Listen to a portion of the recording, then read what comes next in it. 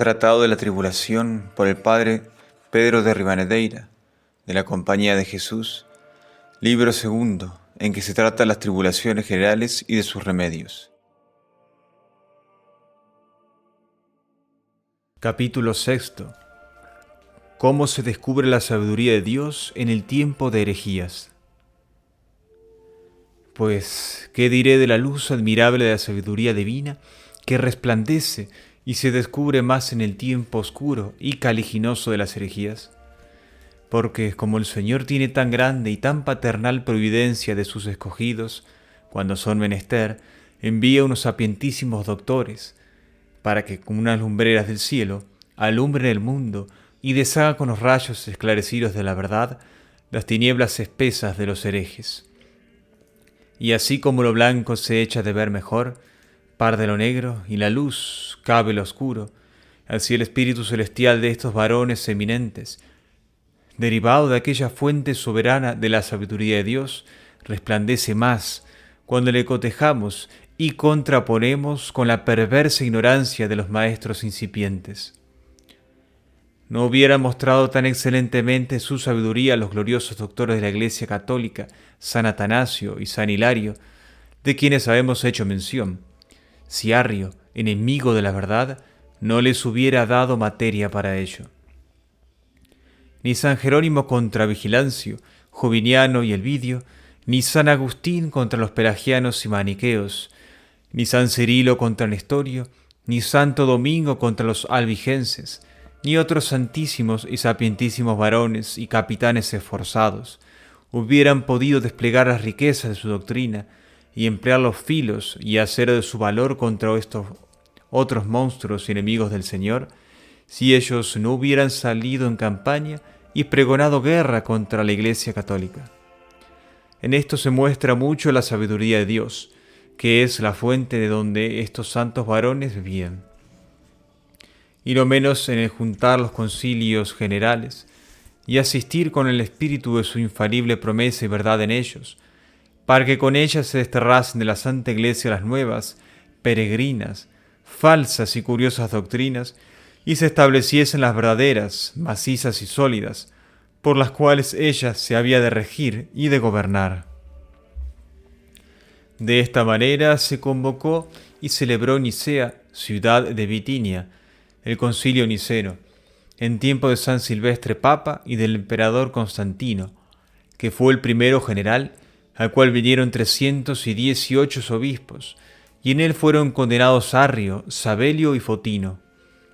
Y en el tiempo de San Dámaso Papa y de los emperadores Graciano y Teodosio, se celebró el concilio constantinopolitano de 150 obispos contra Eunomio y Macedonio, y el efesino de 200 obispos contra los errores de Nestorio, obispo de Constantinopla, en tiempo del Papa Celestino y del emperador Teodosio el II, y el calcedonense de 630 obispos, en tiempo de San León, Papa, y de Marciano emperador, contra Eutiquio y Dioscoro, que son los 4 concilios generales que San Gregorio dice que veneraba como los 4 evangelios. Y después de esto se han celebrado otros muchos concilios generales contra diversos herejes. Y últimamente se celebró el concilio de Trento contra los errores de Lutero y sus secuaces, y en él y en todos los demás se puede ver cómo resplandece esta sabiduría de Dios y la claridad, resolución y firmeza con que se determinan y establecen en ellos las verdades purísimas de nuestra santa fe, y se condenan y se deshacen los errores contrarios,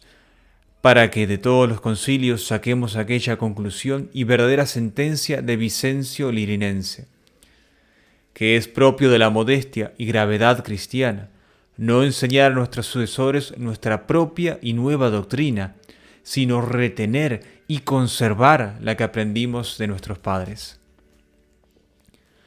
Además de esto, se mandan en los concilios muchas cosas tocantes a la reformación de las costumbres y a la enmendación de la vida, por las cuales hoy día vivimos y estamos en pie, y no somos del todo acabados. Y si no fuera por la ocasión de las herejías, no se celebraran los concilios contra ellas, ni la Iglesia Católica gozara de los bienes innumerables e importantísimos que de ellos se han seguido. Porque así como en tiempo de paz nos descuidamos y dormimos a buen reposo, pero alzando bandera a los enemigos y andando en la guerra, se aparejan y alimpian las armas, se reparan los muros, se fortifican las ciudades, se proveen de municiones y pertrechos los castillos, se vela y se hace centinela en cualquier lugar de sospecha, y esto todo cesaría si no hubiese enemigos. Así en la guerra que los herejes nos hacen, despierta Dios a los que dormían y hace nueva gente. Estúdiase más y entiéndese mejor las sagradas letras, las determinaciones de los concilios, los decretos de los sumos pontífices, las sentencias conforme de los santos doctores, y se investigan y apuran las tradiciones apostólicas y las costumbres universales de la Iglesia, que son las principales y más fuertes armas con que habemos de pelear. Y nos apercibimos para resistir y acometer, y reparamos y mejoramos nuestras vidas, que cuando están desportilladas o caídas, son comúnmente como la batería abierta por donde entran las herejías. San Agustín dice estas palabras: muchas cosas tocantes a la fe católica, cuando somos desasosegados de la engañosa inquietud de los herejes, para poderlas defender contra ellos, se consideran con mayor atención, y se entienden con más claridad, y se predican con más cuidado, y la cuestión que movió al adversario es una ocasión de aprender. Esto vemos que ha hecho nuestro Señor en estos miserables tiempos, enviando nuevos soldados de socorro a su iglesia, para que se opongan a los herejes, y despertando, inspirando a muchos varones señalados en santidad y ciencia, que escribiesen libros de diferentes materias contra nuestros enemigos, e ilustrasen con ellos la Santa Iglesia, y enseñasen y esforzasen a los fieles. En todo esto se descubre la sabiduría incomprensible del Señor.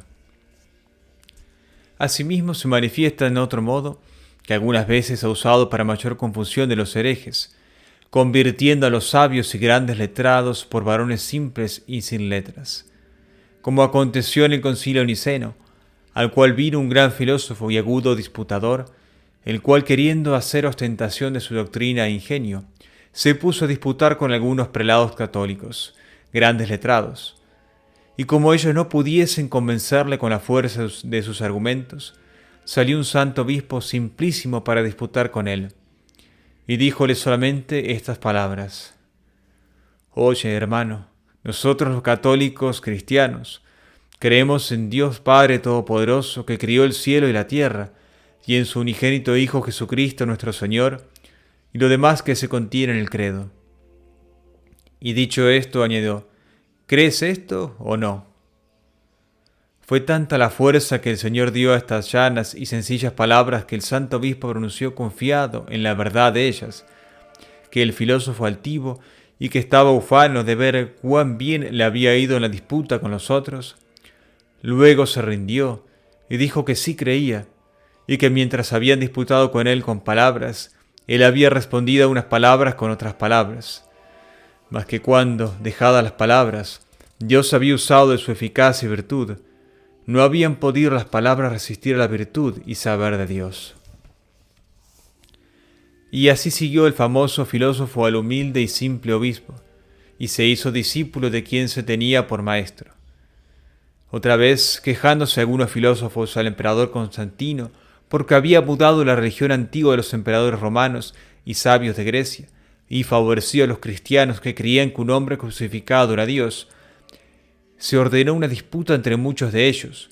y Alejandro, obispo de Constantinopla, el cual, confiando más en la verdad de la fe que defendía que en la ciencia o elocuencia humana que no tenía, salió en el campo, y habiendo señalado a los filósofos a uno, el más eminente y sabio que había entre ellos, para que disputase y fuese como caudillo intérprete de los demás, el santo obispo comenzó su disputa de esta manera: filósofo, yo te mando que de parte de Dios que no hables. Y con esta sola palabra que oyó,